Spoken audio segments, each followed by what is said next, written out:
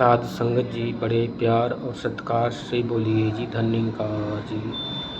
सतगुरु माता सुदीक्षा शबिंदर हरदेव जी महाराज की जय। निरंकारी राज माता गुरु बचन अवतार की जय। साधु संगत जी,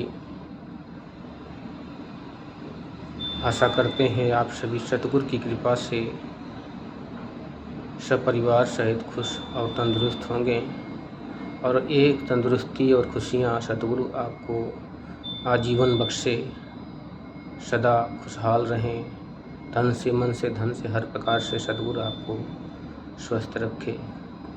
साध संगत जी, भगवान श्री कृष्ण का जन्मोत्सव श्रावण मास की अष्टमी तिथि को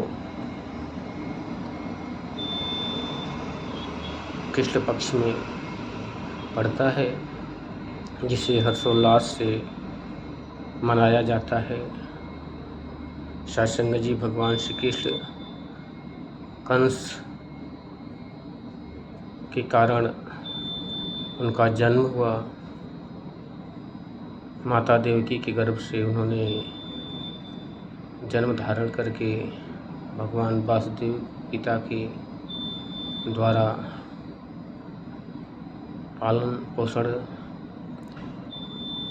माता यशोदा के यहाँ।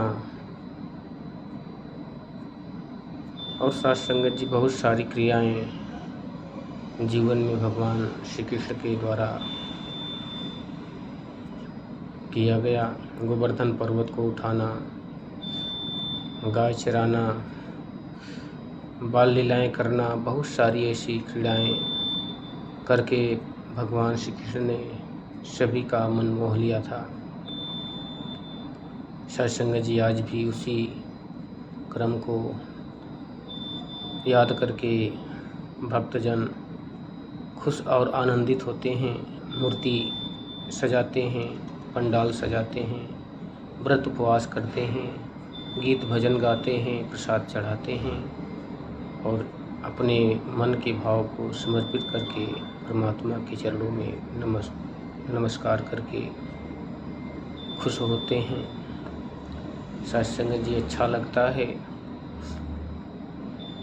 जब भगवान श्री कृष्ण का जन्म कारागार के अंदर हुआ तो एक चमत्कार जन्मते ही देखा गया।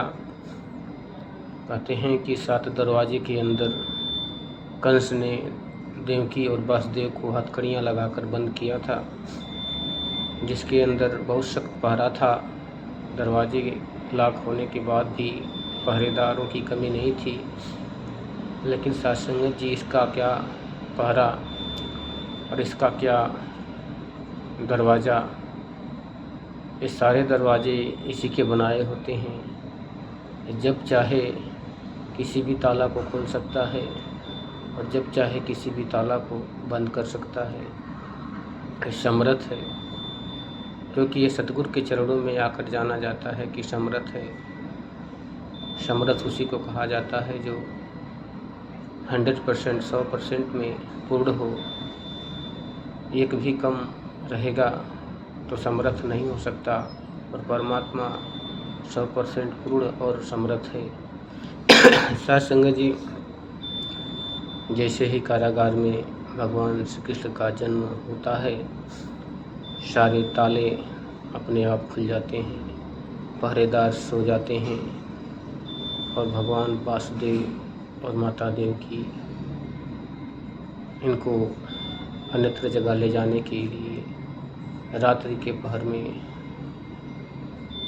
सूप में बैठाकर सिर पर रखकर टोकरी में और जमुना के उस पार रात्रि में लेके जाते हैं साध संगत जी नंद बाबा के घर।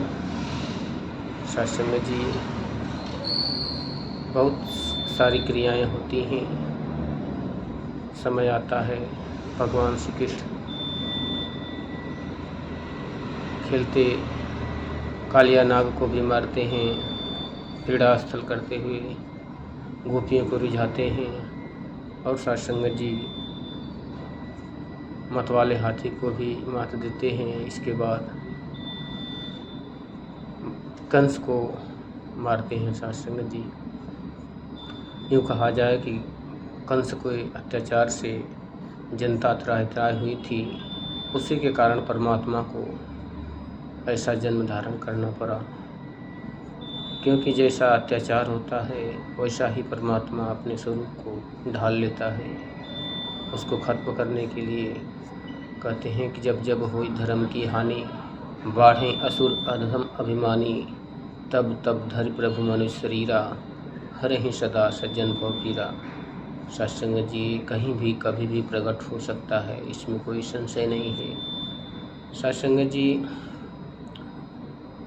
प्रहलाद के पिता हिरण्यकश्यप ने विश्वास न करके उसको प्रताड़ित किया, दंडित किया और लोहे के खंभे लाल करके उसमें बांध के बताता है कि बुला अपने परमात्मा को, जबकि परमात्मा कहीं नज़र नहीं आ रहा है उसे, लेकिन जो ज्ञानी जन हैं उन्हें नज़र हर जगह आता है। भगवान प्रहलाद को उस खंभे में भी नज़र आते हैं और यहाँ से प्रकट हो जाते हैं अपने शिष्य को बचाने के लिए, अपने भक्त को बचाने के लिए। साध संगत जी भक्त को बचाने के लिए परमात्मा सारी क्रियाएं लांघ जाता है, कोई बंधन नहीं है। साध संगत जी कुछ भी कर सकता है। साध संगत जी दास जो जेल का जो दरवाज़ा खुला, ये रहस्यमय दरवाज़ा है। ये जो शरीर है इसमें भी ताले लगे हुए हैं अज्ञान के। परमात्मा विराजमान है घट के अंदर, लेकिन तब तक ये ताला नहीं खुलता जब तक सतगुरु के द्वारा हम इस ताले को लेकर, इस ताले को, ज्ञान के ताले को नहीं खोलते, ये परमात्मा प्रकट नहीं होता। सत्संग जी लिखा तो है कि धड़कन से नेरे है, लेकिन सत्संग जी देखने में नहीं आता, समझ में नहीं आता। खुद से इंसान बहुत सारी प्रयास करके हार जाता है, लेकिन सत्संग जी नज़र नहीं आता, क्योंकि ये किताबों के और शास्त्रों के बस से बाहर है। कहते हैं ज्ञानी जन से भी बाहर है, बाहर है आसमानों से, बाहर है पाताल, बाहर है गणित से भी बाहर है, विज्ञान से भी बाहर है, मन बुद्धि परे से भी परे है। इसको किसी बुद्धि और पढ़ाई से जाना नहीं जा सकता। जानता वही है जो सतगुरु के चरणों में अपना अहंकार, अपना निज ज्ञान को तज कर सतगुरु की कही हुई बातों को मान लेता है, सड़ागत हो जाता है। सत्संग जी परमात्मा किसी युग में आता जाता नहीं है, जब भी आता है तो साकार रूप धारण करके युग में आता है, इस धर्म धरा को सुंदर और स्वच्छ बनाने के लिए।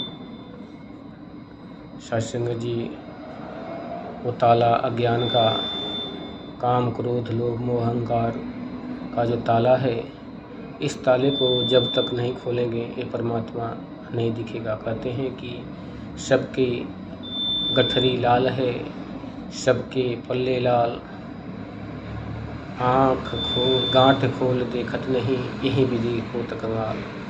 ये परमात्मा सभी के घट में है, लेकिन जब इस गांठ जो अज्ञान की गांठ है, इसको अगर खोल के नहीं देखता सतगुरु के द्वारा तो ये नज़र नहीं आता। चाहे कितनी बार जन्म ले ले, कितना तप त्याग कर ले, कितनी भी अपनी हवन पूजा पाठ तीर्थ कर ले, लेकिन नहीं आ सकता सत्संग जी समझ में। तो इसको जानने के लिए आज सतगुरु माता सुदीक्षा सविंदर हरदेव जी महाराज ने बड़े प्रयास करके समागम यज्ञ रचा समालखा का। इसमें जाके आप इस परमपिता परमात्मा का दीदार भी कर सकते हैं और संतों का प्यार भी पा सकते हैं। बड़े प्यार और सत्कार से कहिए धन्यवाद जी, जो भी त्रुटियाँ हैं बख्श लेना और अपने चरणों से लगाए रखना। सत्संग जी धन्यवाद।